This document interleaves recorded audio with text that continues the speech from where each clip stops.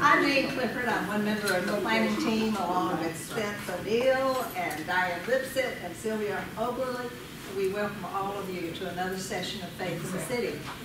We've been focusing on some of our concerns and deep problems and challenges in our education system, and we're going to do that again today. But I do want to give you a heads up that in December, we're actually going to have a program where we look at some of the things that are working. And we're going to take a nice deep dive into some of the results of the Freedom Schools so far, which continue to expand and grow every year. So we're delighted to hear some of the results that are emerging from that.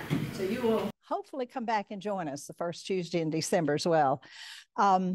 Just a couple of housekeeping things.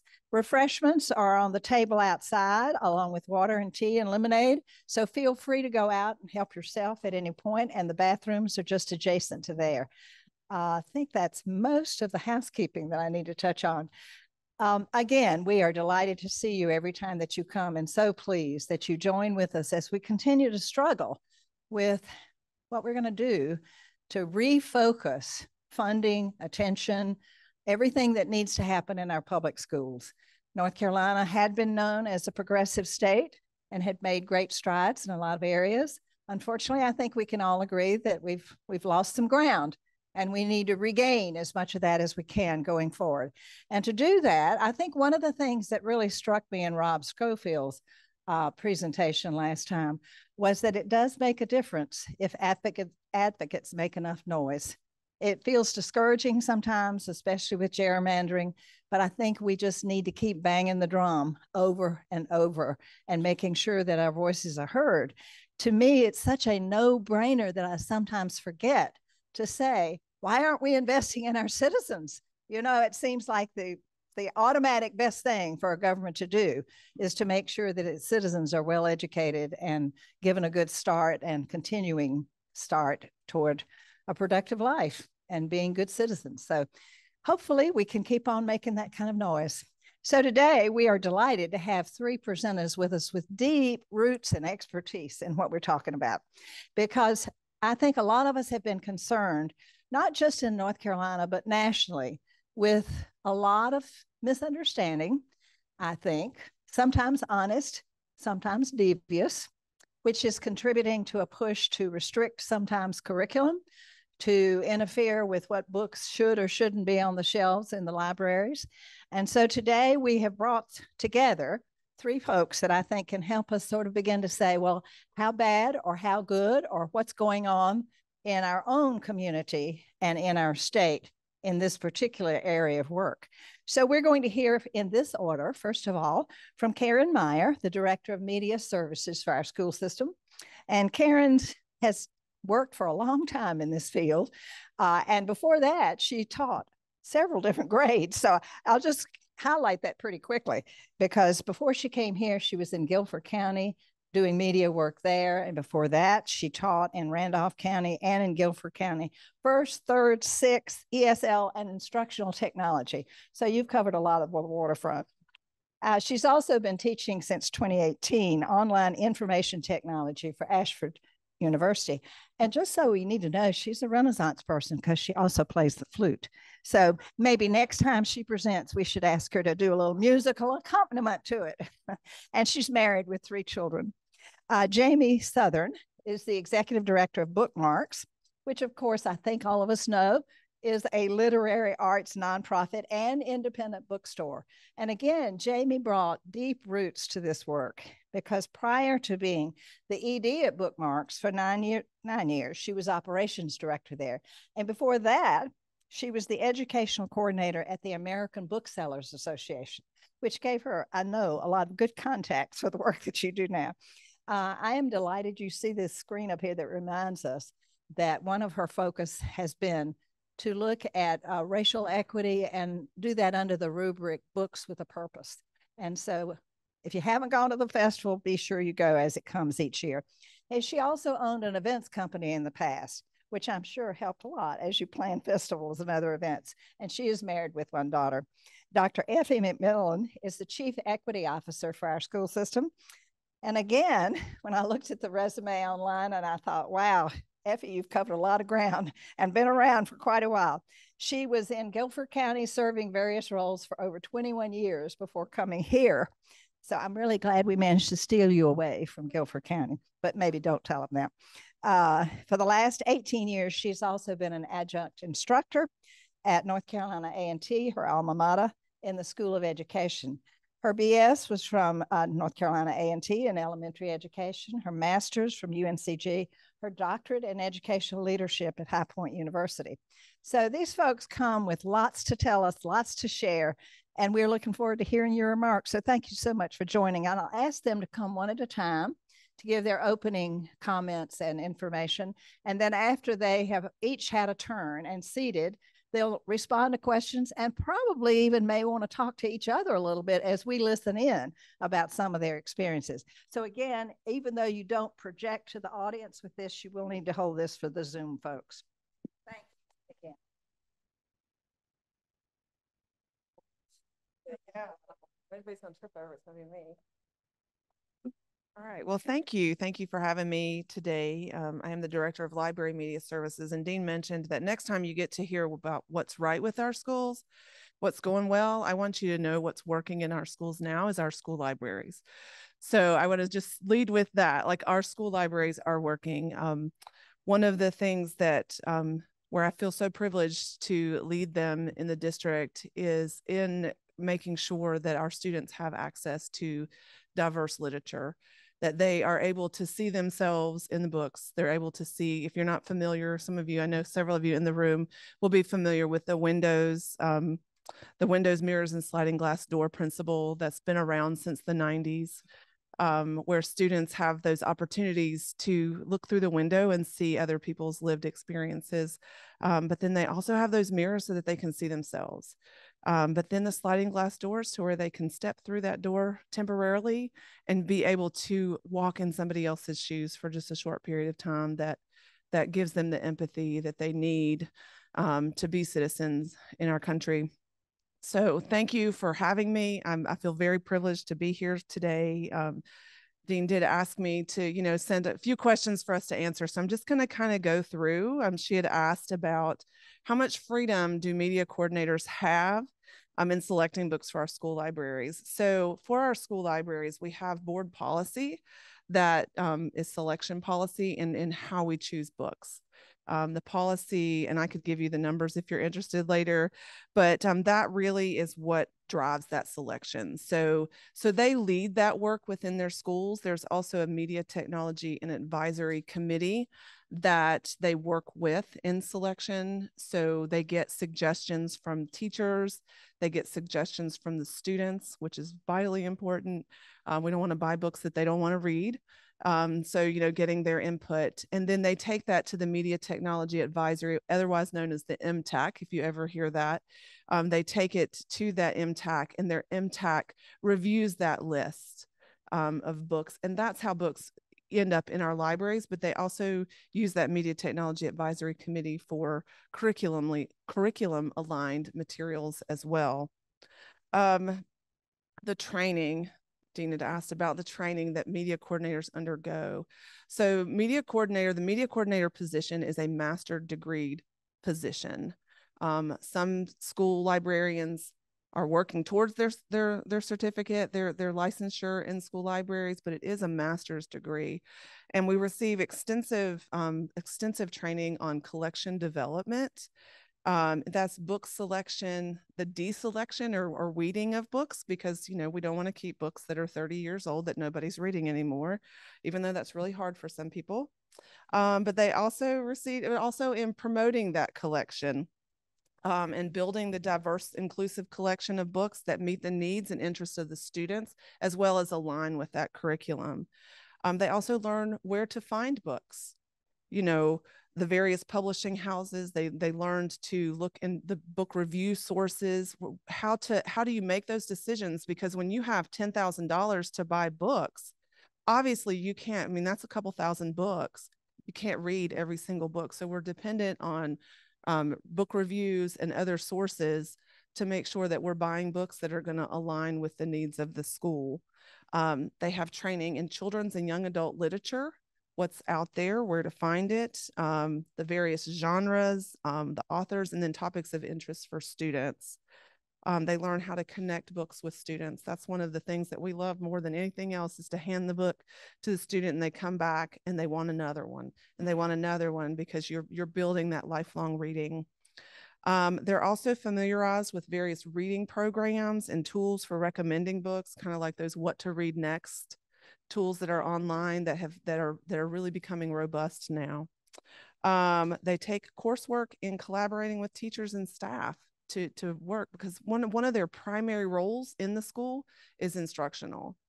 So, the books are a big part of what we do, but we're also instructing staff, they're instructing students. So working in collaboration to align with that curriculum. They also take coursework in curating digital resources, databases, ebooks, games, tech tools, and how to use all of those materials. So very vast amount of experience. It's a 39 hour master's degree that they go through to be able to, and book selection is a part of it, but there's so much more than just books, especially when you think about technology and the explosion of digital tools and everything that's available. So they learn how to vet those resources. Was asked about the attempts to restrict books in our district. So we have been very fortunate to not have had a lot of widespread. I know that there are other districts in the state that have received hundreds of challenges to books. We have not, just being honest with you, that we have not received that. We've had a few parents that have expressed concerns, and we always start, when those concerns come up, we always start with a conversation with the parent. Because parents always have choice. And we want them to understand that you have choice for your child, that if this book or a particular book or series of books is not appropriate for your child, then as media coordinators, we will back that up. Like, if you don't want your child to have that book, then we won't check that book out. So we want them to understand that. When it comes to curriculum aligned books that have been questioned or challenged, there's always an alternative for that. We make sure that the parent understands that while we understand that this is not appropriate for your child, here's an alternative. So we always start with a conversation with that. And then we've also, we offer opt-outs with when we've had author visits. We offer opt-outs. If it's not an author that you want your child to listen to, or a book that the author has that you're not interested in, there's always that option your child doesn't have to go, and then your child's can be given an alternate activity for that. Any particular books or topics that are targeted? So my experience has been that the books nationwide that are challenged are typically ones that center on people of color, and that are from various viewpoints, such as the LGBTQ community. And I think Jamie will share some statistics in just a little bit that'll kind of support that. We've also had some, we'll just mention Scholastic book fairs. We had some issues with them, and I was really proud of our media coordinators and their response. They had Scholastic, and I don't know if anybody has heard, if you go look up Scholastic book fairs, they were sending out a cart that was optional, and it was like a diverse voices cart, and our folks were opting into it. And one of the first book fairs early in September, the media coordinator sent me pictures of it, and she was so upset about it. They were all pictures. All of the books were of people of color. I Am Ruby Bridges, like books about civil rights. And this is what made me so proud to be in this work. She took them out of that cart and mixed them up with everybody else. But then also the pushback and emails and support from our superintendent, because it made it all the way up to our superintendent that this is not okay. Scholastic has since apologized and said we were wrong to do this, and they were absolutely wrong to do this. But it's just kind of reflective of what's going on nationwide right now with that pushback for certain voices attempting to be silenced. And so one final thought is the impact that the censorship efforts have had on the ability to align book selections. So in Winston-Salem, Forsyth County schools, any attempt to take a book out or remove it from curriculum has followed our board policy. We have board policy, and we have a superintendent and a board that support that policy and following that procedures of the reconsideration for books. So we're very fortunate. We do have nationwide, our media coordinators, our school librarians are seeing what's going on in some other states, and there are some pretty terrifying things going on, where there are threats to people's lives. In Texas, for a school librarian that stood up in a board meeting, so they see that. So there is some fear involved in that, unfortunately. And the biggest challenge that we face is to not self-censor, to not choose books because we're afraid that they might be challenged.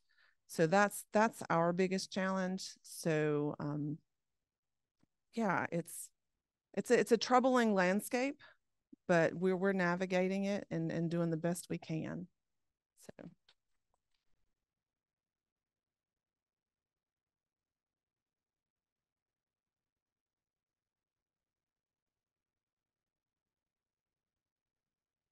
We work very closely with Karen and the school system regularly. So we are constantly having these ongoing conversations. And when I was asked to be a part of this panel today, I was like, oh gosh, are you sure?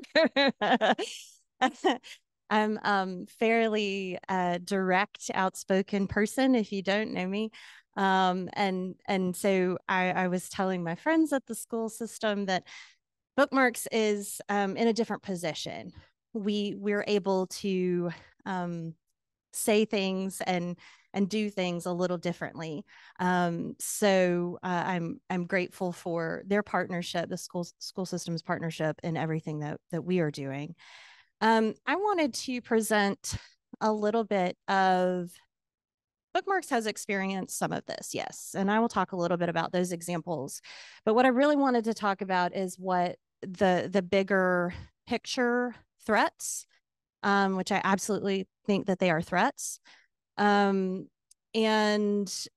looking at what that looks like from the public library and the bookstore arena.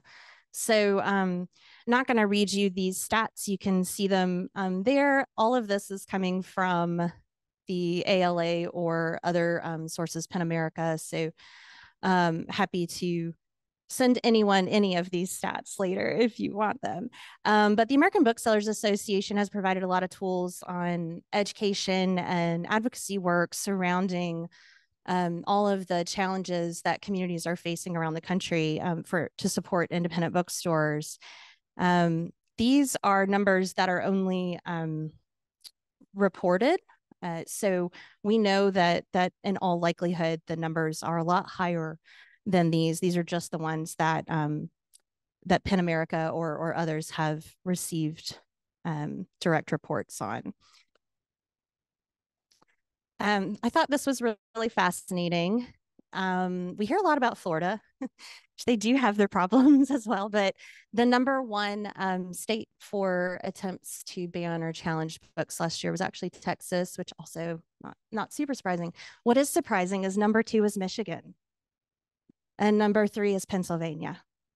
So I think as Southerners and in the South, I was just talking to somebody about this yesterday, we often get a bad rap for being exclusive to people. And I think you can see all of these darker areas where the majority of the challenges are coming from. They're not coming from my home state of Alabama. They're not coming from Mississippi. They're coming from other states. So I thought that was really fascinating. And then you can see how North Carolina compared last year. So not, like Karen says, not a ton, which is great. Our biggest challenge, I agree with Karen, is this silent banning, is removal of books before they could possibly be challenged. So the most challenged title, Looking for Alaska by John Green, which I'm sure some of you are familiar with John Green and his young adult novels. That book has suicide and other instances of teen depression. So it is a very difficult book to read, but again, you know, a lot of books are difficult to read. If you have conversation with your children while they're reading them, I think that is what makes them really important and life-changing for children. So some things about what is currently being banned around the country. Like Karen said, pretty much last year, you can see that stat, 41% of bans, queer characters and themes, and 40% are characters or by authors of color. So just some quick terminology on challenging and banning and what's the difference.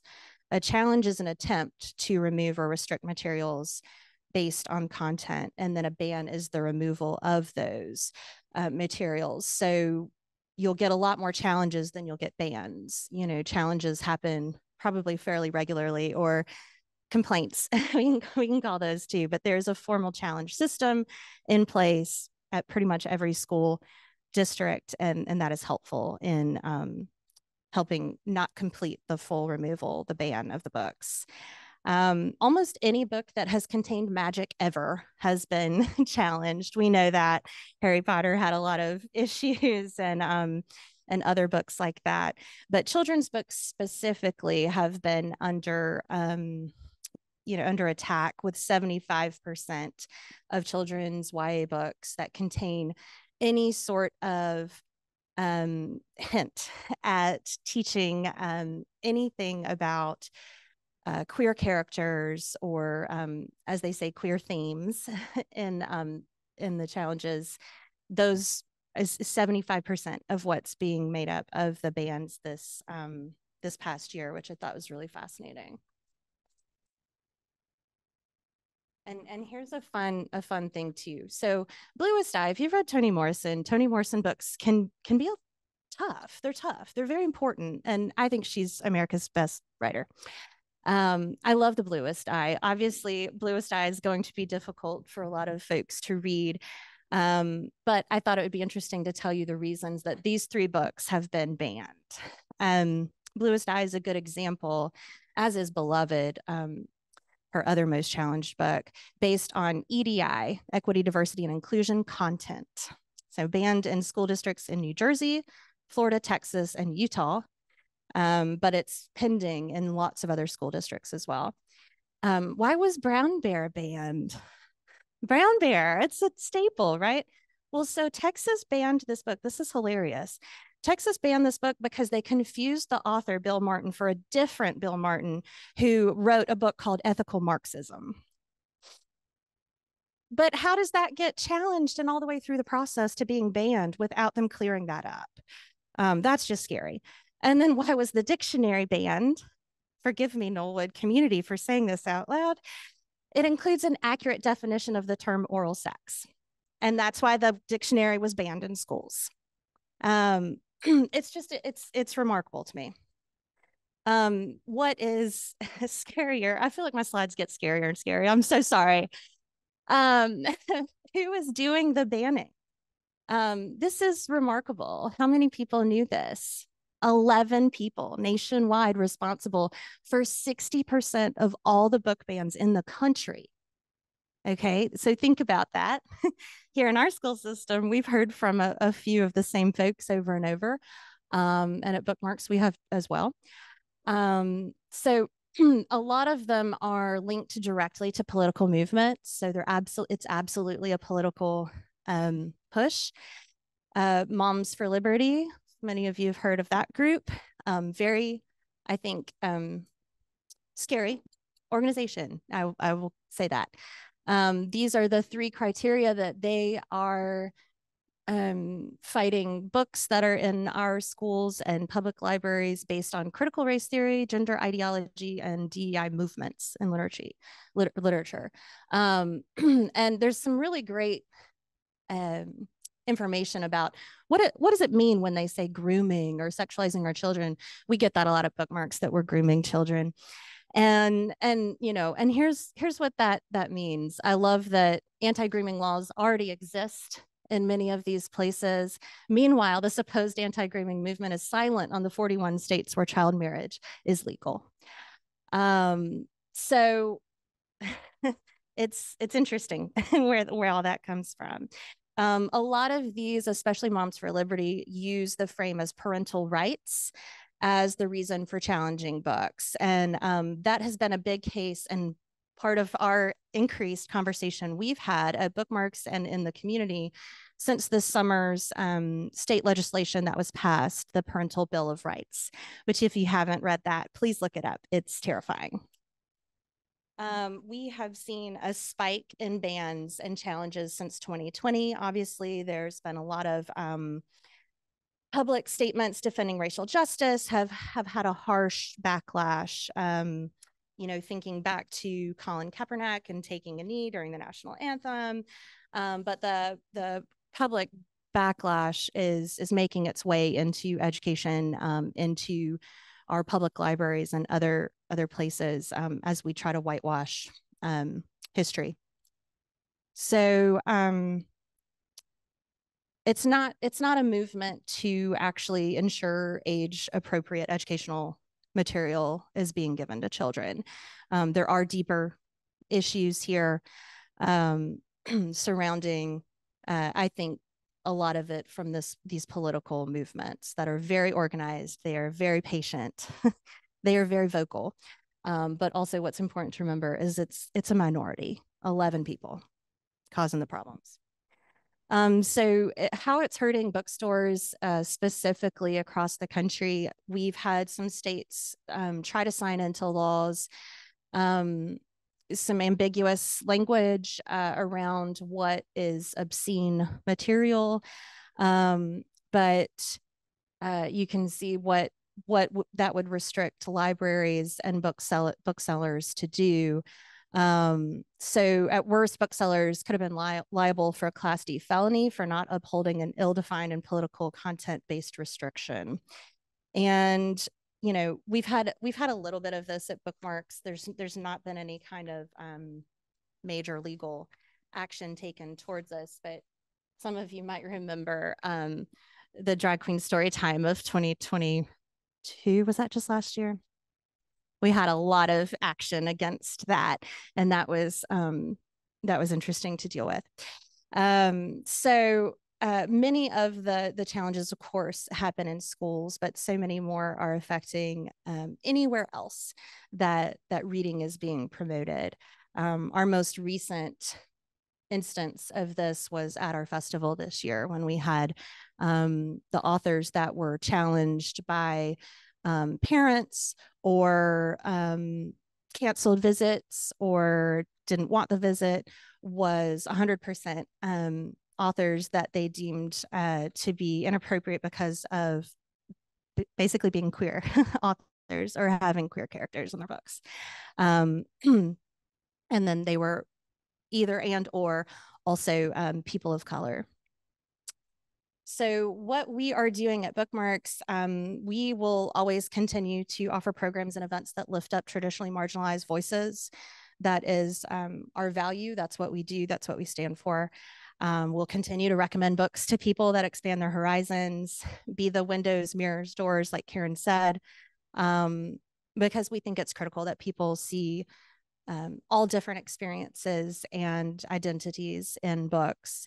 Equally important for children, but as it is for adults, I think we can argue that a lot of these parents who are questioning things and moving some of these challenges and bans, if we could just have better dialogue in the homes, we might be able to solve some of this. So in order to understand better, I think we have to understand the deeper meaning there. So we've had a lot of events. We will continue to have drag queen story time.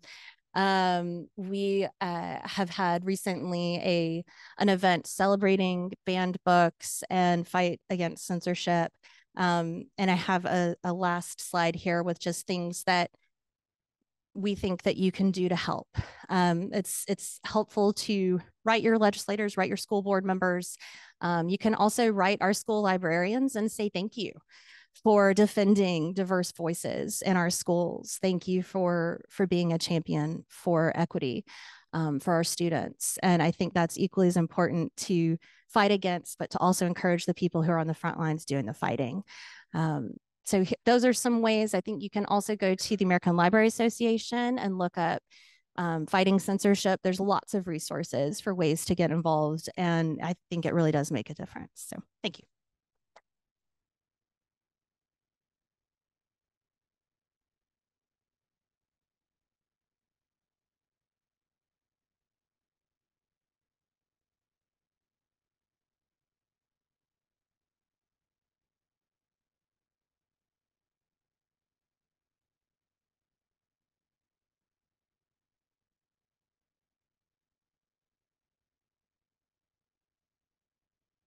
Good afternoon. So great being with you this afternoon. And so, wow, following behind these two is kind of a tough act to follow. So I'm gonna add a little bit more context to what was shared and even kind of piggyback a little bit on what has been shared thus far. So my approach, there were a few questions that were also sent to me.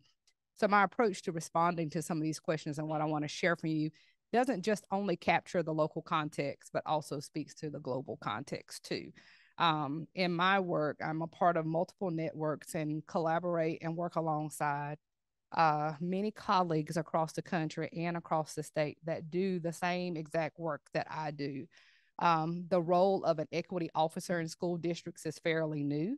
The district that I came from, just to give you a little background, started a DEI office back in probably 2010, which I joined in 2012 and spent the rest of my time with Guilford County Schools there. And so when the opportunity came in Winston, it was, fairly new as a concept. And more of the offices have started in some districts, but they may not all be called equity office. Some may be just called access and community engagement or another name, but it's still very similar work to address the challenges that we have, the disparities that we have, and really to focus on racial equity. And so some of the things that I was asked, so I'll just start with the first one. Just the impact that the current efforts across the country are having on teacher morale, recruitment, and retention. And so in our district, I won't say that we've had widespread conversations explicitly to this topic, but as more and more laws are being passed across different states, as we have laws that are being proposed in our own state that mimic or mirror language from Florida and Texas, some of the other states that have been lifted up, there has been concern that's been raised by teachers or school leaders or grassroots organizations or communities, parents, families that are concerned about what that might mean for the education of their child. And so there's lots of there's kind of a groundswell that's out there around this particular topic. I recently went to a conference earlier this year where this was the focus. It was just the brief title was about truth telling. And so one of the sessions that was lifted up was around this very topic of censoring books and silencing authors and voices from diverse backgrounds. I was in a room with about 75 educators from across the state. And our panel of presenters were some were legal scholars and some were educators that work at higher education, just in different arenas across the state. And so as I was reflecting on what to say today, I thought about how many questions came up around bills like House Bill 187 or Senate Bill 49 about the implications if I engage with students around certain topics or I have certain texts that I use in my classroom. Because to Karen's point earlier, that I believe it was Karen who said it, In some states, there are severe consequences that are written into these laws. So we hear it on the news of teachers getting fired or threats to be arrested, or even just the threats of life and their safety, because maybe they're standing up. So those questions were very relevant for the educators that were sitting in that room. And while House Bill 187 has not officially been passed, I don't see that it will be stopped. That question and concern comes up of how do we really teach history without using those primary and secondary sources that presents an accurate depiction. You know, teachers, school leaders, they all work really hard to get to know their students, and we know representation is really, really important. So there's real concern that children of color, students who may have two moms or two dads, students that may identify with the LGBTQ community do not have books or anything as a part of the curriculum that reflects who they are in their lived experiences. And so there is definitely concern out there around that issue. Some of the concern that was lifted up that I've heard locally and just statewide is that if this is a book that does speak to, race or have characters of color or any of the things that is falsely aligned with critical race theory or gender ideology, which was just shared, or the new term that we often hear is indoctrination. So that is a real concern, that is not the intent. And so there's concern about that. So I can't say conclusively that any of these issues are directly linked to recruitment or morale or retention. We have some other larger issues that also link to that, including just the continued funding cuts.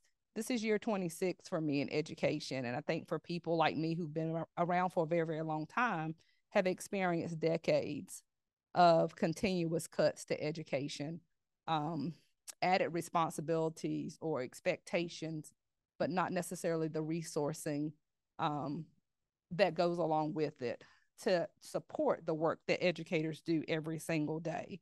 One that was hard, I was one that was grandfathered in, but master's pay. A person who goes and gets a master's degree now does not get that pay added to their check, when that was an incentive years ago, and many people did do that. And so that's just a few. Wages, that's a whole other topic. Is it a livable wage? Is it a sustainable wage for families? So I think those are just some of the things that have come up. So I can't say whether it affects teacher morale, recruitment, and retention, but I know there is real concern out there. The last thing I'll say about that point is that I think the more that our teachers, which was lifted up in that session that I was in, hear about school libraries being shut down or classroom libraries having to be covered until books are vetted, that's a real concern for them. And so we know as a school community that literacy is critical and it's important. It's a real equity issue, without being able to read and comprehend what you read, can have real implications for life outcomes. And so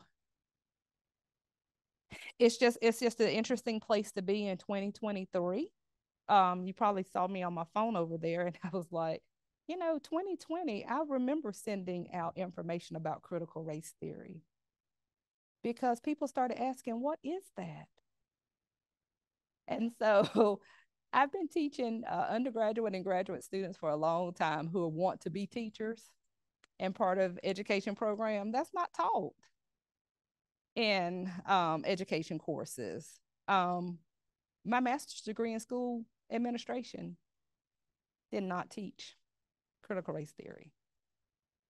It was only when I got to my doctorate degree that it was not taught to me, but I researched it because we had to research multiple theories. So they put it out there and you just looked at multiple theories because a theory helps to support how you analyze data. It provides a framework for how you analyze data. And critical race theory is just one of those frameworks for how you analyze data to understand why outcomes are the way that they are. It's not a curriculum. It's not something we teach in pre-K through 12th grade. And so teachers were asking, like, what is that? So it did present a lot of challenges and confusions because it's just not, it has not ever been what has been a part of what is taught. But the teaching of history, the truth telling behind history, race, there's implications for race in that. And that has to be a part of the conversation.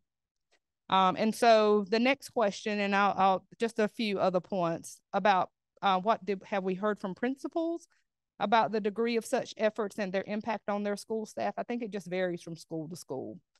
Really, it varies based on the context of the school. But again, as what I said before, our principals and our teachers work very hard to get to know their students. And it's important that we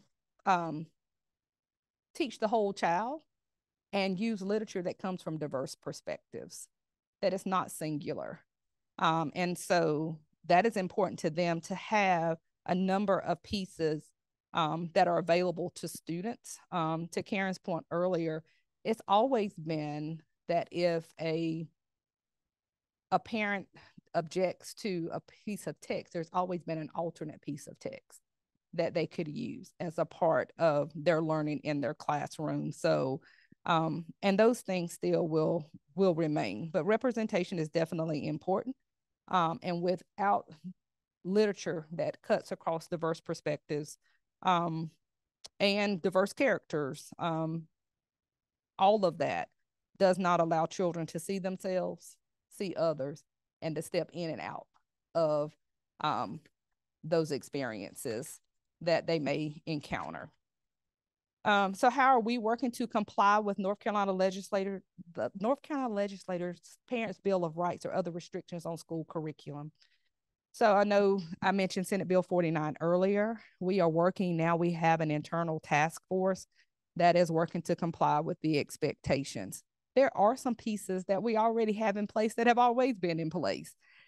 There's so much in that bill that's not new. Parents have always had rights and responsibilities that come with working alongside schools. And so we have a lot of those things in place, but there are a few things that are in House Bill 49 that we will need to address. And so we're working on those to make sure that we put those things in place so that we are abiding by the law while at the same time thinking about how we best support all of the students that we have. I think that is one of the great things about our district and our community is the diversity that's in it. There is, it's just a wealth of knowledge, experiences, backgrounds, racial, ethnic groups. I mean, it's just a remarkable place. And so I think it's important that we keep that to the forefront.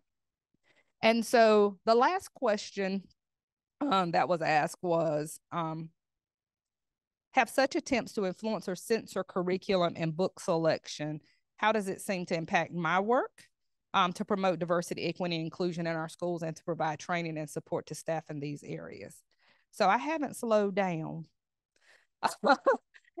in my work. My team has not slowed down. We do stay and keep a pulse on what proposed legislation is out there. We do keep a pulse on what passes. I'm not going to ask anybody to break the law, but we are aware. We talk about and think about what the current political landscape is, so that we can be strategic in how we navigate things. At the end of the day, this is what I tell people. I didn't write this in my notes. So at the end of the day, I grew up in church all my life. One of the things my pastor used to always say to us is be real or be still. That's what he always used to say. As I'm speaking to you, that's just coming to mind for me. Be real or be still. And I have to be true to myself. and my core. I switched from being a nursing major to education because I care about kids. And I want every single child that we serve to be successful. Every one of them. No matter their race, no matter their income level, family's income level, because children don't have control over that. No matter how they identify. So I stand steadfast on that. And I'll stand here in front of you and anybody else and stand steadfast on that. The same way that I want myself to be seen in curriculum, people who look like me, is the same thing that I want for our Hispanic children, our children who may be experiencing poverty, they may be experiencing trauma, you name it, all of those things. And so I haven't stopped. My commitment to the work has not slowed down. And so we're continuing to have those conversations in our district. We, as a matter of fact, this year launched an Equity Ambassadors Initiative of where 1 to 2 people were selected from every single school to serve.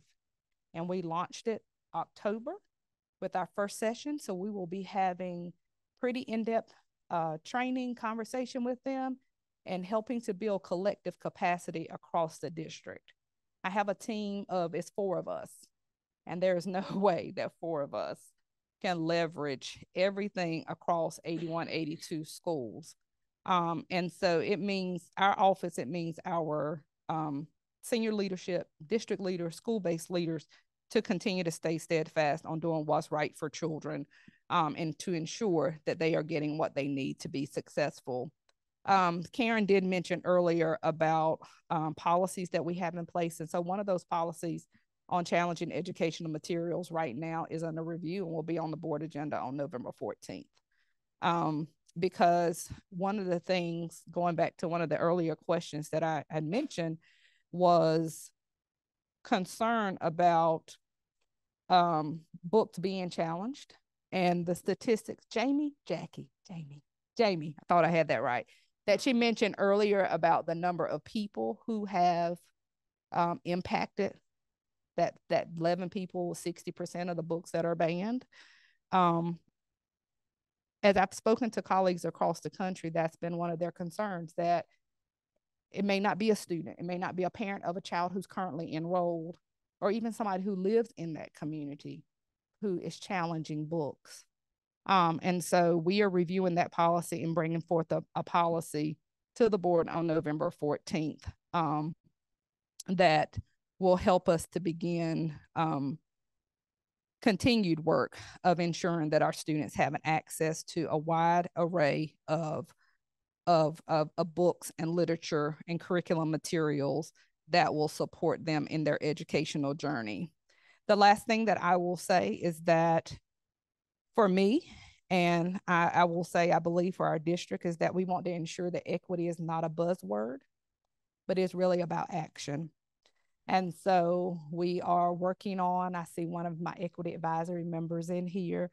We started last year talking about a blueprint or a framework to really operationalize equity across the district so that everybody is operating from a similar lens and their thought process around decision making. We're continuing that work and we'll be bringing together quite a few people to work on that so that we can launch that next summer at our summer leadership and move into our 24-25 school year.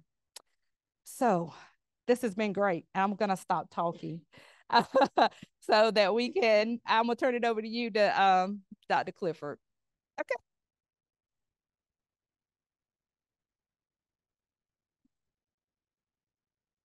Okay, so now this is an opportunity for you to dig a little deeper and ask your questions. If you would, yes, Lisa. I can vouch for that.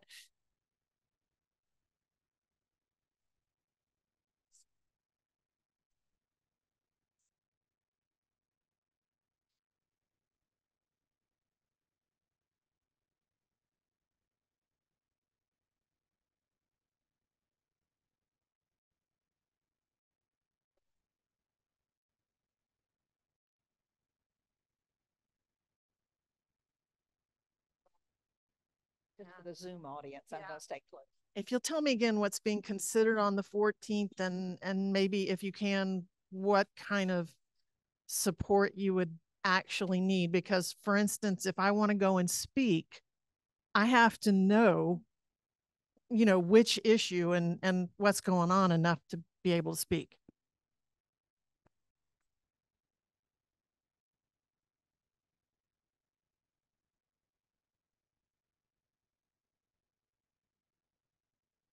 Share what our current policy looks like and what our recommended changes are to that policy.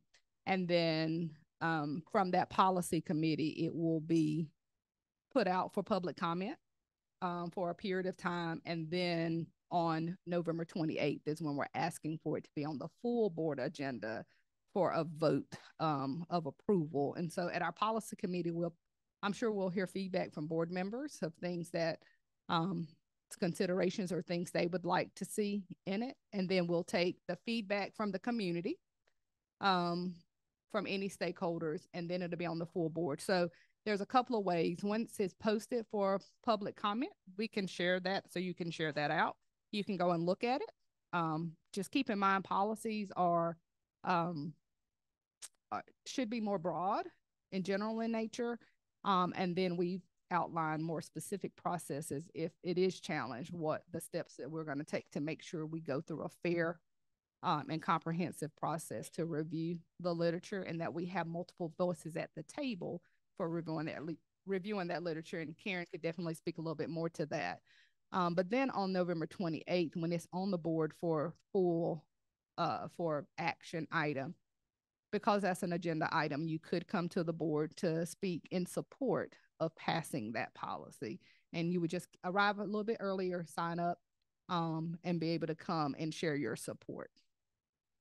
Maybe toward that, maybe this is the same thing, but you mentioned in your comments that many things that are being addressed in the Parent Bill of Rights, actually you already have things in place, but there were a few things that you do need to introduce some kind of action or change. Could you give an example of the things that aren't yet covered by your... I had pulled it up in my email. Oh my goodness. Let me see if I can get back to it kind of quickly. So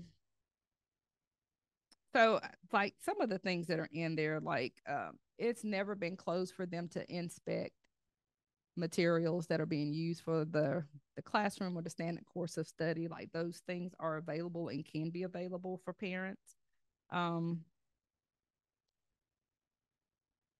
It's a lengthy document, so give me 1 second. Can I pull it up and then come back to that question? Is that okay? Sure, okay. Absolutely. Okay, other questions from the audience? Yes.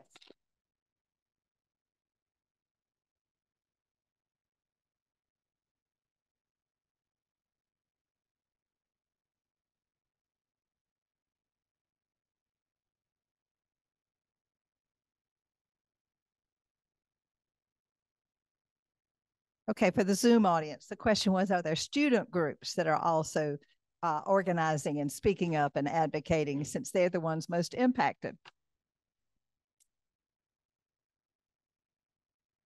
There aren't any specific student groups at this point. Like I said, we in our district have not had any formal challenges in the last few years. So I imagine if that were to come to be, that students would be mobilized. Hopefully there's some, not hopefully, I know that there are passionate students out there that don't want to lose access. What I know about teenagers these days is they are much more accepting and inclusive of each other than we as adults are often. Okay, other questions? Yeah. Oh no, that was a hand wave, not a question. Okay, anything else? Yes, Judith.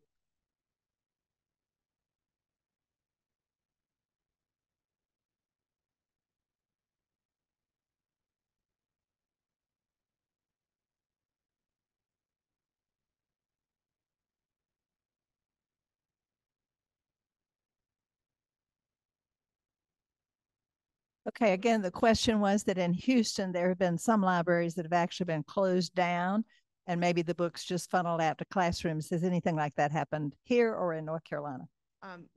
So Houston's in terrible shape. They did close their libraries and they turned them into ISS, in school suspension areas in a lot of schools. So very disheartening in the library community. In North Carolina, right now, I have not heard anybody being closed down, that there are districts that don't have school librarians in every school library. Winston-Salem, Forsyth County, we absolutely do have one in every school library except for our like special children's schools. Some of the smaller alternative schools too don't have school librarians, but in all 72 of our regular ed spaces, we have school libraries. So that's not been discussed in anywhere in Winston-Salem. But across the state, we do have some that are closed because it's not in our state law that requires a school librarian.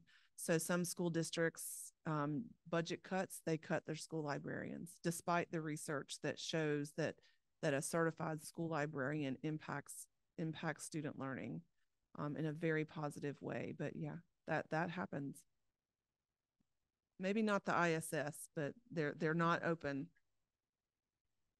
You know, before we started our meeting today, I remember the three of you were talking, and somebody said you don't want to happen here what has happened in Florida. Could you, as whoever said that, elaborate on that?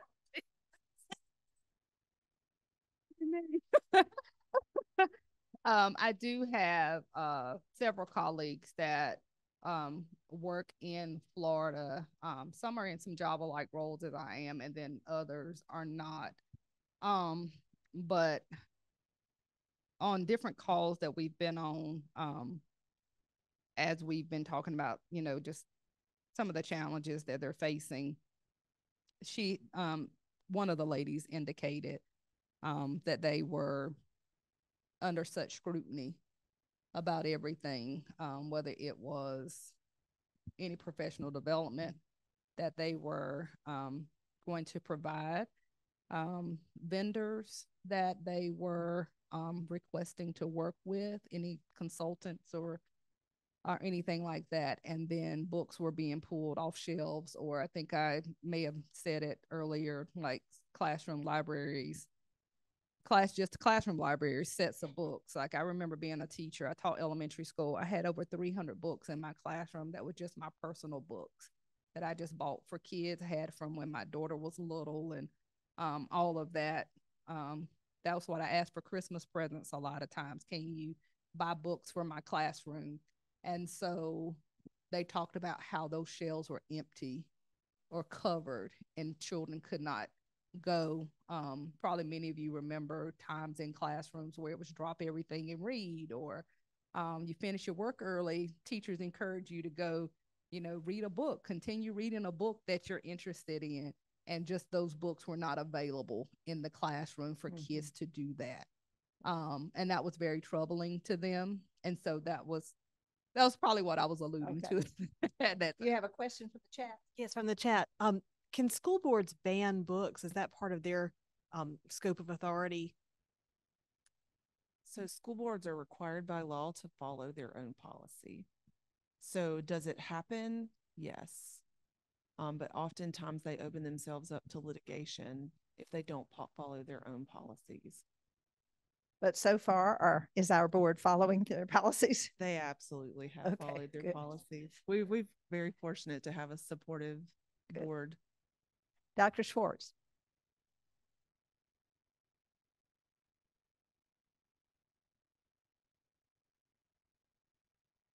The question for the Zoom, are there states where both books banned in the schools are also being banned in public libraries? So I imagine that is happening. Public libraries, of course, operate very differently than school libraries. But there have been situations. They don't work hand in hand necessarily. It's not like it's banned in the school library, therefore it's banned in the public library, because they're very different entities. But we've had situations in our state in Wake County where, a book was banned in the public library, so then the school system, and it just went back and forth, and it ultimately ended up back on the shelf. But you do have that because it's a community resource, but it's not, we're under different leadership. So it's not like if it's banned here, it's banned there. If that answers your question. And maybe Jamie, you could elaborate too. Your data that showed the spikes were absolutely incredible. You know, the line that went along fairly straight in terms of book bannings and titles being banned and so forth. And then all of a sudden that dramatic increase in 22 and 23, maybe. Yeah, book banning is not anything new. I mean, I think, you know, we had a big spike with Judy Blume in the 80s. Speak of yourself. Yeah, so yeah, I mean, I think absolutely you see the same books. So those lists that are compiled of the top 10 banned books or whatever, it's not just public schools where they pull that data from. It's across the board. Anywhere that books are being banned, those titles are fairly consistent.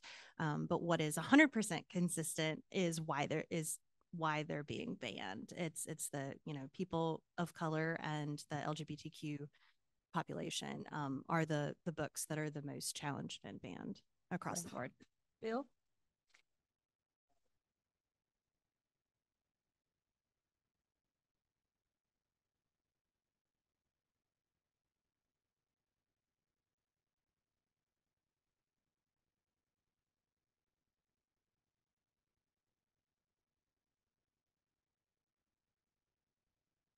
So is there some pressure going on that would reduce the separation of church and state and introduce more books by Christian national perspective? The school system has put in place a really great policy about collection, you know, and acceptance and what you accept from groups. You know, yeah. So yeah, like we have board policy, again, following board policy that determines like how we can accept like donations of books, even from bookmarks. You know, and it's very and very specific to political and the religious nature of books. So if a Christian group wanted to come in and donate Bibles, there's policy that says that they're passive, like we're not going to go out and give it to every student. Or policy says that it's got to be it's passively offered in the school library for a specified period of time, and then the community organization can either come get them or the school will dispose of them as they see fit. So board policy drives that kind of situation. Okay, we're about out of time. Is there a burning question that I didn't see anywhere? Yes, one more.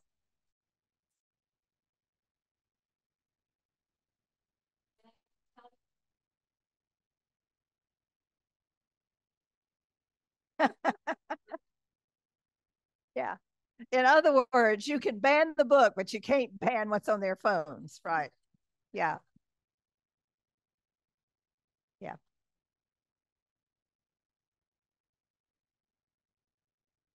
That's a good point. It's a good point. I want to thank our panel again. Let's join them in saying thank you. And maybe the thing to take with you as you leave is to memorize that list that's up here about how we can help. And at least mark one or two of those things you're going to do in the next week or so.